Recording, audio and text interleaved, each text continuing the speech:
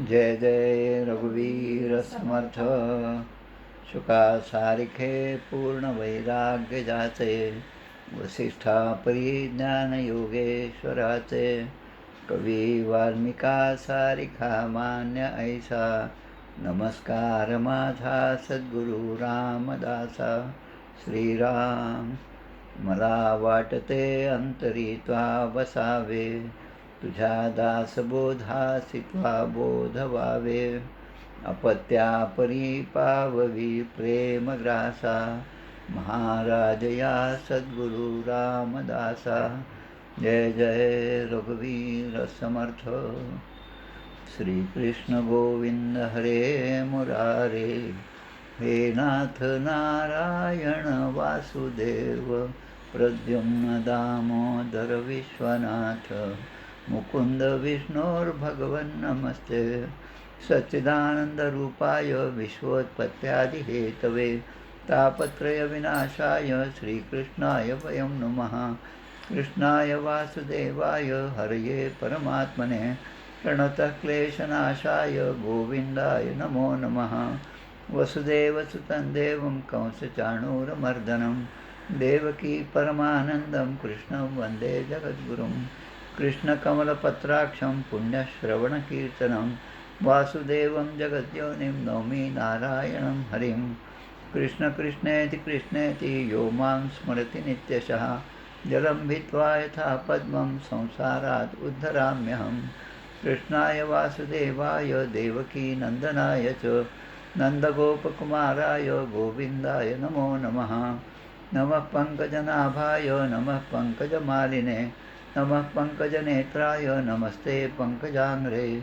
गोपाल कृष्ण भगवान की जय. जय जय रघुवीर समर्थ. चतुश्लोकी भागवत. श्री भगवानुवाच. ज्ञानं परमगुह्यं मे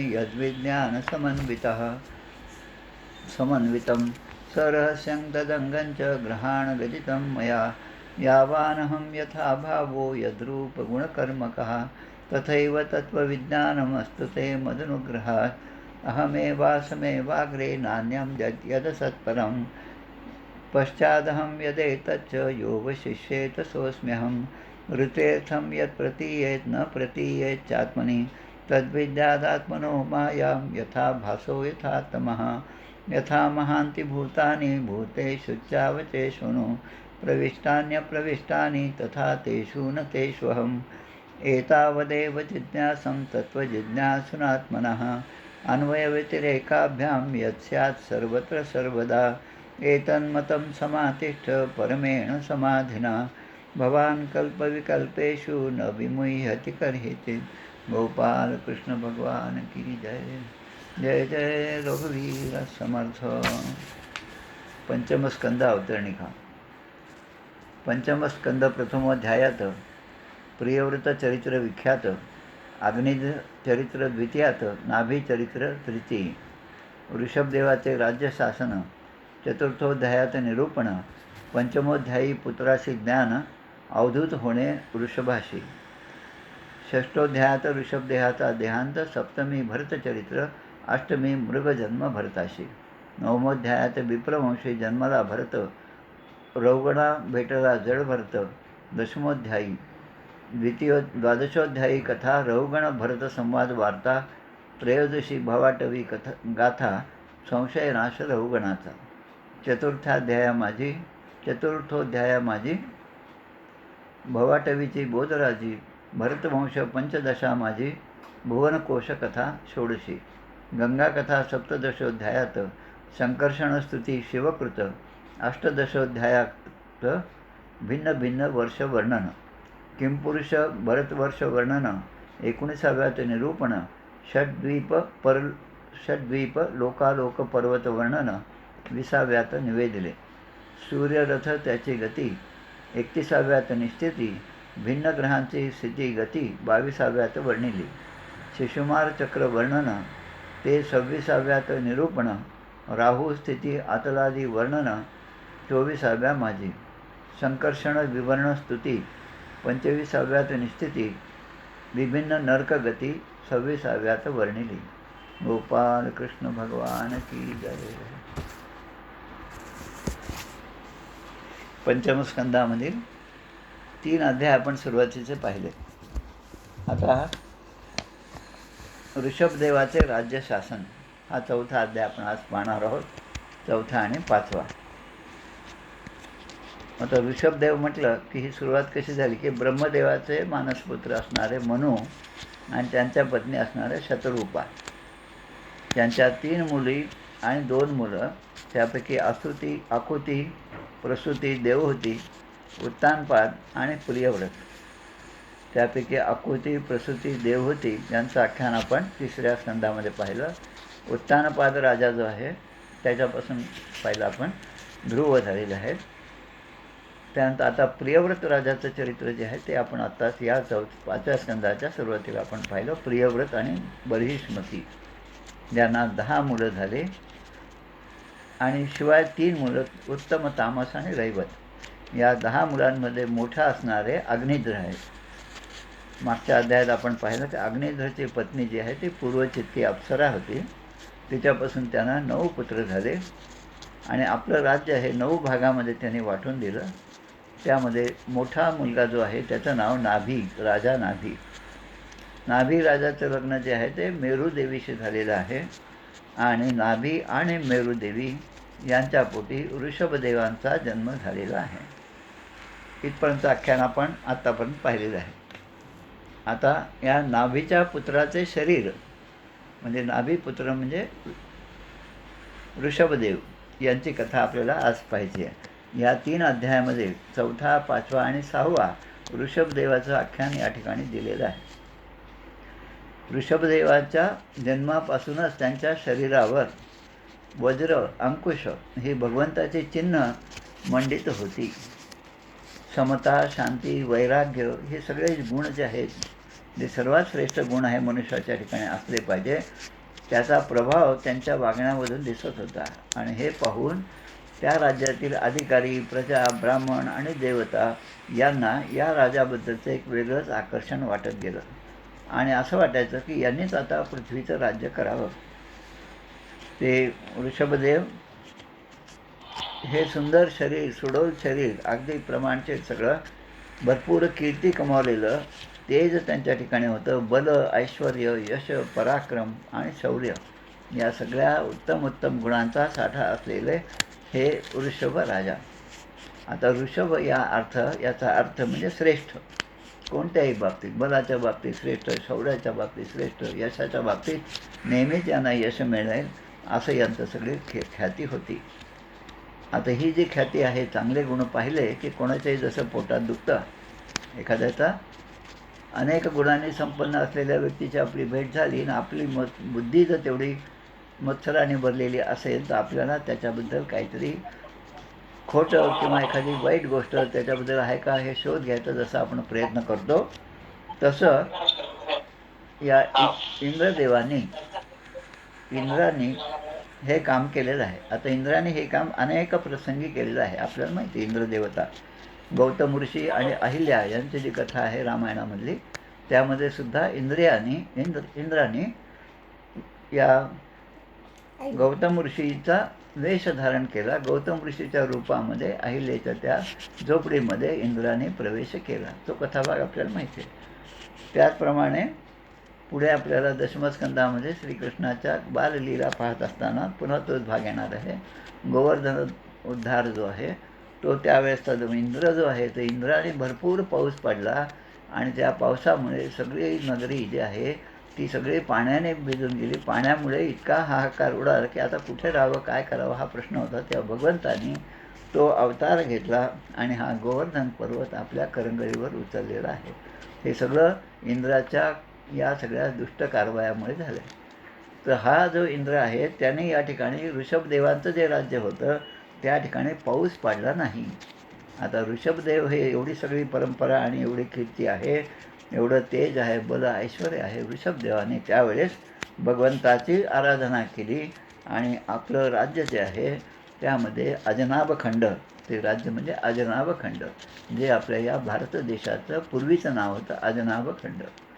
तर या अजनाभ खंडामध्ये भरपूर पाऊस झाला आणि साहजिकच इंद्राचं जे कपट कारस्थान होतं ते आता उघडं पडलं. पुढे हा नाभिराजा जो आहे त्याच्या लक्षात येत गेलं की आपला उत्तम पुत्र हा जो आहे ऋषभदेव, हा खरं म्हणजे खूप चांगल्या प्रकारे राज्य करू शकतो आणि या ऋषभदेवांवर चांगले संस्कार घडून त्याला एक चांगला आदर्श राजा करण्यामध्ये हे अगदी तल्लीन झालेले होते आणि नेहमी त्याच्या भोवती त्यांचे विचार घडू लागले. मंत्रिमंडळ, नागरिक, जनता ही जी आहे ते ऋषभदेवावर अतोनात प्रेम करत होती, कारण त्यांना वाटायचं की या नाभी राजानंतर हा त्यांचा मुलगा जो आहे तोच आपला राजा झाला पाहिजे. असा सगळ्यांचा विचार मनात घेतल्यानंतर या नाभी राजाने आपली पत्नी मेरुदेवी हिच्यासह बद्रिकाश्रमाला ते निघून गेले.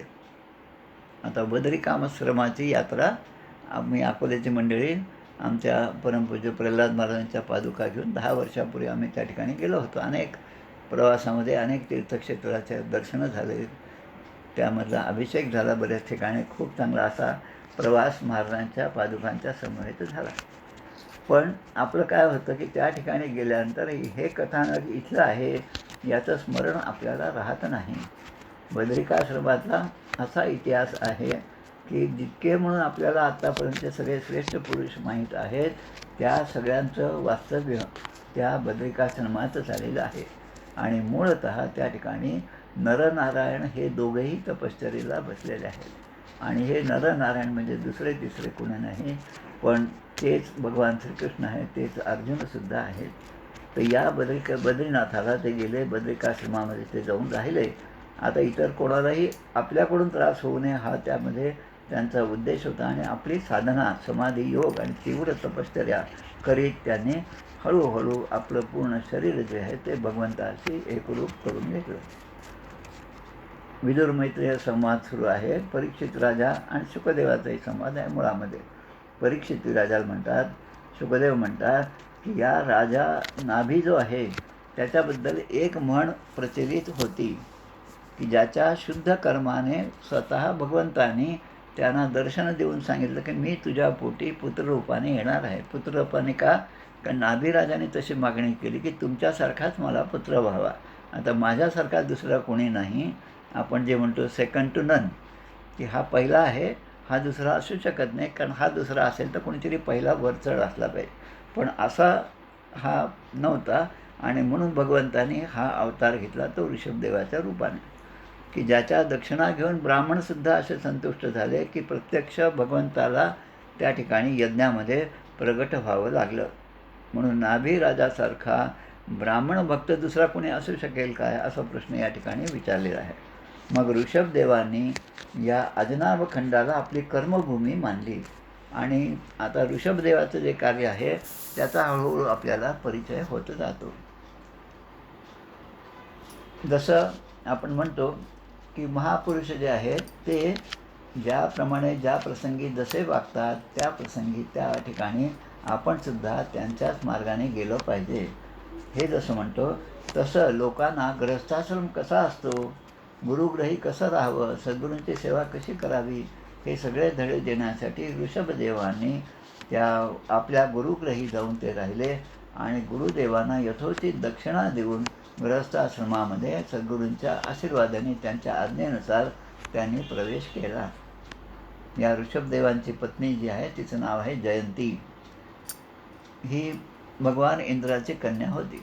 म्हणजे आत्ताच पहा, आपण आता 3ऱ्या श्लोकामध्ये पाहिलं की या ऋषभदेवांच्या जो काही त्यांची प्रगती होती ती सहन न झाल्यामुळे इंद्राने पाऊस पाडला नाही. आता ज्या इंद्राने द्वेषाने पाऊस पाडला नाही तोच इंद्र आता या ऋषभदेवांचा सासरा झालेला आहे. आपली कन्या जयंती हिच्याशी ऋषभदेवाचं लग्न झालेलं आहे आणि या दोघांच्या पोटी पुढे 100 पुत्र झाले. आता हे 100 पुत्र जे आहेत त्यांची नावं आणि त्यांचा हिशोब फार महत्त्वाचा आहे आपल्या सर्वांसाठी.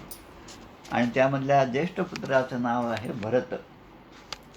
भरत या ठिकाणी 3 ठिकाणचा भरताचा जन्म या 3-4 अध्यायामध्ये येणार आहे. महायोगी असे भरत हे सगळ्या 100 पुत्रांमधले श्रेष्ठ असे होते.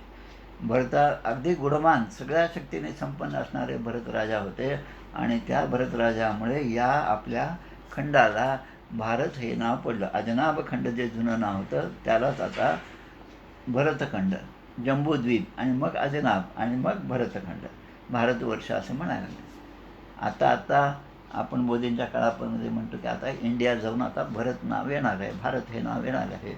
पण ते इंडिया नाव का नको आणि भारत हे नाव का पाहिजे हे फक्त आत्ताच सुरू झालं असं नाही, पण त्या काळामध्ये लाखो वर्षापूर्वी या देशाचं मूळ नाव जे भारत होतं, हिंदुस्थान आणि हिंदू ज्या ठिकाणी राहतात ते नाव होतं आणि म्हणून या अजनाभ खंडाला भारतवर्ष असं नाव प्राप्त झालं. आता हे जे भरत आहेत ते सगळ्यात मोठे पुत्र 100 पुत्रांपैकी. आता आपल्या कौरवांच्याकडे जर पाहिलं तर तिथेसुद्धा 100 पुत्र आहेत.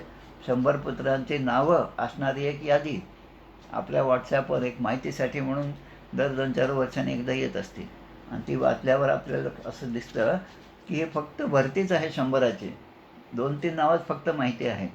दुर्योधन आहे, दुःशासन आहे आणि ती बहीण आहे काही दुःशला नावाची एक बहीण आहे. झालं. याच्यानंतर तिसऱ्याचं नाव नाही आणि ज्यांचा उल्लेख आहे ते सगळे अपकीर्तीमुळेच उल्लेख आहे कौरवांच्या बाबतीमध्ये. पण या ऋषभदेव आणि जयंती यांच्या 100 पुत्रांचा उल्लेख खूप चांगल्या प्रकारे अनेक ठिकाणी आलेला आहे. पहिला पुत्र जो भरत श्रेष्ठ झाला आणि आता त्याचे लहान भाऊ जे आहेत त्यांचेसुद्धा नावं या ठिकाणी दिलेली आहेत. त्यांची नावं कुशावर्त, इलावर्त, ब्रह्मावर्त, मलय, केतू, भद्रसेन, इंद्रस्पृक, विदर्भ आणि कीकट. आपल्याला म्हणजे अभिमान वाटायला पाहिजे की विदर्भसुद्धा त्यामध्ये आहे. पण विदर्भ कोणाचं नाव आहे असं विचारल्यानंतर आपल्याला सहजपणे ते सांगता आलं पाहिजे. ऋषभदेवांच्या 100 पुत्रापैकी 4था पुत्र जो आहे तो सुद्धा यामध्ये आहे. 9वा पुत्र आणि 4था पुत्र म्हणजे ब्रह्मावर्त. आता ब्रह्मावर्त ही सगळी जी नावं आहेत ही ऋषभदेवांच्या मुलांची नावं आहेत.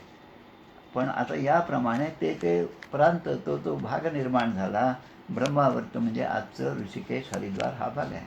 मलय म्हणजे मलयगिरीचा चंदनगंधित धूप तुला लाविला, कारण म्हणजे हे कर्नाटकाचा भाग आहे. त्या पर्वतावर चंदन वृक्ष आहेत आणि म्हणून आजही म्हैसूर सँडलसारखं साबण जे आहे ते त्या सरकारने जे निर्माण केलेलं आहे त्याचा सुगंध किंवा त्याची काय म्हणतात लोकप्रियता तेवढीच आहे. आता हे जे 9 कुमार होते म्हणजे भरताचे लहान भाऊ 9, त्यानंतर म्हणजे 9 आणि आता एक 10 झाले. तर हे 9 राजकुमार आहेत हे आपण लक्षात ठेवावे. आता यानंतर जे 9 आहेत म्हणजे पहिला एक भरत, त्यानंतर हे 9 ज्यांच्या नावाने खंड निर्माण झाले, त्यानंतर जे 9 आहेत ते पुन्हा महत्त्वाचे आहेत आणि ही नावं 9 जी आहेत ती मात्र पाठच करायला पाहिजेत.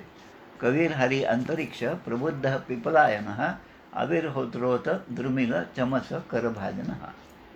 कवी, हरी, अंतरिक्ष, प्रबुद्ध, पिपलायन, आविर्होत्र, द्रुमिल, चमस, करभाजन ही 9 नावं आहेत आणि भागवत धर्माचा प्रचार करणारे भगवत भक्त म्हणून त्यांची ख्याती आहे या 9 जणांची. आणि यांचंच कथानक पुढे आपल्या 11 स्कंधामध्ये आमच्या एकनाथ महाराजांनी सुद्धा 11 स्कंधावर टीका लिहिली आहे. त्यामध्ये विस्ताराने वर्णन आहे आणि या मूळ भागवतामध्ये सुद्धा 11 स्कंधामध्ये नारद आणि वसुदेव भगवान श्रीकृष्णाचे पिता वसुदेव यांचा संवाद जो आहे त्यामध्ये हे 9 योगेश्वर संवाद म्हणून या ठिकाणी कवी, हरी, अंतरिक्ष, प्रबुद्ध, पिपलायन, आविर्होत्र, द्रुमिल, चमस आणि करभाजन या 9 जणांचा जो संवाद झाला, माझ्या माहितीप्रमाणे निमी राजाशी जो संवाद झाला त्यामध्ये अनेक प्रकारचे उपदेश या 9 जणांनी केलेले आहेत वसुदेवांना, नारद वसुदेव संवादामध्ये. आता झाला पहिले भरत, नंतर 9 ज्यांना 9 खंड आहेत आणि त्यानंतर 9 म्हणजे 19 झाले. आता उरलेले जे 81 पुत्र आहेत या जयंतीचे म्हणजे ऋषभदेव आणि जयंती यांचे जे पुत्र आहेत यामध्ये 81 पुत्र जे आहेत ते मात्र अतिशय विनम्र, वेदज्ञ आणि नेहमी यज्ञयागामध्ये व्यस्त असणारे होते आणि पुण्यकर्माचं अनुष्ठान केल्यामुळे ते शुद्ध ब्राह्मण झाले होते. आता भगवान ऋषभदेवांनी आपल्या सगळं कार्य जे केलं आहे ते कसं आहे की अज्ञानी लोकांना कर्माकडे प्रवृत्त करणं, पण कर्माकडे प्रवृत्त झाल्यानंतर माणूस त्या कर्मातच अडकून पडतो. म्हणून आपल्या धर्माचं आचरण करणं जेवढं महत्त्वाचं आहे तेवढंच भगवंताशी एकरूपता साधणं हे सुद्धा महत्त्वाचं आहे. धर्म, अर्थ, यश, संतान, भोग, सुख आणि मोक्ष हे कसं प्राप्त करायचं, गृहस्थाश्रमामध्ये राहणाऱ्या माणसासाठी अनेक प्रकारच्या आचरणाचे धडे या ऋषभदेवाने दिलेले आहेत. आता या ठिकाणी पुन्हा एक श्लोक येतो श्रीमद्भागवताचा, या 5व्या स्कंदातल्या 4थ्या अध्यायातली 15वा श्लोक आहे. यद्यत् शीर्ष्ण्या चरितम तद अनुवर्तते लोकः. आता याच श्लोकाचं पुन्हा भाषांतर, आता हे भगवंताचंच आहे आणि त्यांचंच वचन आहे. मग तेच पुढे गीतेमध्ये पुन्हा एकदा आपल्याला दुसऱ्यांदा ऐकायला मिळतं. यद यद आचरति श्रेष्ठः तत्तद्देवेतरो जनः स यत् प्रमाणं कुरुते लोकस्तदनुवर्तते. गीता अध्याय 3. त्यामुळे हे 2 श्लोक जवळपास सारखेच आहेत. मग महापुरुष जसे जसे आचरण करतात त्याप्रमाणे दुसरे लोक त्यांचे अनुकरण करतात. आता महापुरुष तर दूर राहिले, आपल्या घरातला मोठा भाऊ जसा वागेल तशी लहान भाऊसुद्धा त्याप्रमाणे आचरण करतात. आता लहान मोठ्याचं जर पाऊल चुकलं तर लहानासुद्धा म्हणजे शक्यता अज्ञानाच्या मार्गाने जाण्याची शक्यता आहे. आणि म्हणून मोठ्या मुलावर सगळ्यात जास्त जबाबदारी असते. ते मोठे आहेत आणि मग त्यांच्याकडे सगळे देव आहेत, आमच्याकडे नाही. त्यामुळे देव सगळं तिकडे असल्यामुळे पूजा सगळी तिकडे होती. पण आमच्या अक्का सांगायच्या, अक्का वेलणकर सांगायच्या की जरी पूजा तिकडे झाली तरी महालक्ष्मीचा स्वयंपाक तिकडे झाला तरी तुमच्याकडे काही नसतानासुद्धा तुम्ही त्या दिवशी गोड करता की नाही? मग ते तुम्ही का करता? तेव्हा का नाही म्हणत की त्या ठिकाणी आमच्याकडे तिकडे गोड होत असतं तर आम्ही इकडे काही गोड करत नाही, असं का नाही म्हणत? म्हणजे गोड खाण्याच्या दृष्टीने मग सगळीकडे सारखेपणा आहे, पण भगवंताची आराधना करण्याच्या दृष्टीने सारखेपणा नाही. ते आमच्या मोठ्या घरी सगळं होत असतं. मग मोठ्या घरी जे होत असतं ते इतरांना एक मार्ग दाखवण्यासाठी होत असतं. मग या महापुरुषांनी ब्राह्मणाने सांगितलेल्या विधीनुसार सामदामादी उपायांनी जनतेचे पालन केले. हा राजा खूप असा श्रेष्ठ असा राजा होता आणि त्याने लोकांचं मन जिंकून घेतलेलं होतं. भगवान ऋषभदेवाच्या शासनकालामध्ये माणसं इतकी संतुष्ट झालेली होती की त्यांना आपल्या राजाचं आपल्यावर प्रेम आहे आणि ते असंच वाढत राहावं एवढीच एक इच्छा होती. पण राजाकडून काही मागावं अशी सुद्धा त्यांना कधीही इच्छा झाली नाही. किंबहुना दुसऱ्याचं आपल्याला मिळावं ह्या जो कलियुगाचा अवगुण आहे तसा विचारसुद्धा त्या काळामध्ये कोणाच्याही मनामध्ये चुकूनसुद्धा येत नव्हता, असं वर्णन या ठिकाणी 18व्या श्लोकामध्ये केलेलं आहे. आता नाभी आणि जयंती यांची पुत्रांची नावं आत्ता आपण वाचली. त्यामध्ये 4था पुत्र जो होता त्याचं नाव ब्रह्मावर्त. आत्ताच जे सांगितलं ब्रह्मावर्त म्हणजे आपलं ऋषिकेश हरिद्वारचा हा जो भाग आहे. हे ऋषभदेव हे यात्रेच्या निमित्ताने आपल्या ब्रह्मावर्त क्षेत्रामध्ये आले आणि त्यांनी तिथे पाहिलं की एक मोठं सत्र त्या ठिकाणी भरलेलं आहे. ऋषी त्या ठिकाणी सभेमध्ये बसलेले आहेत आणि त्या सभेमध्ये यांचे इतर पुत्र जे आहेत ते सुद्धा त्या ठिकाणी बसलेले आहेत आणि खूप मोठी चर्चा सुरू आहे. आणि अशा या सगळ्या मेळाव्यामध्ये ऋषभदेवांचा त्या ठिकाणी प्रवेश झालेला आहे. आणि या प्रवेशाबरोबर हा 4था अध्याय जो आहे तो 4था अध्याय या ठिकाणी समाप्त होत आहे. हा 4था अध्याय थोडासा लहानच आहे, अगदी काय म्हणतात त्याला 19 श्लोक असणारा हा अध्याय आहे. त्यामुळे आता आपण हा अध्याय पूर्ण करून इति श्रीमद्भागवते महापुराणे पारमहंस्यां संहितायां पंचमस्कंधे चतुर्थोऽध्यायः. श्रीकृष्णार्पणमस्तु. आता आपण 5व्या अध्यायामध्ये प्रवेश करीत आहोत. थोडंसं आता भजन करू. श्री